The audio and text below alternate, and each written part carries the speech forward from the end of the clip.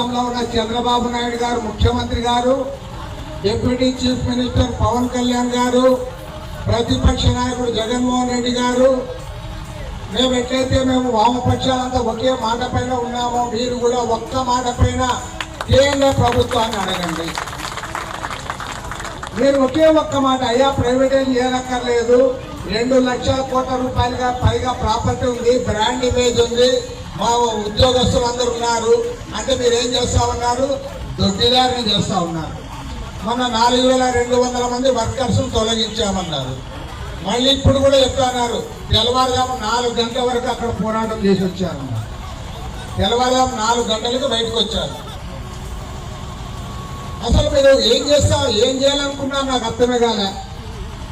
మీకు చేతనైతే మాట్లాడండి, చేత కాకపోతే చేతగాని దద్దమ్మల మీద ఉండండి.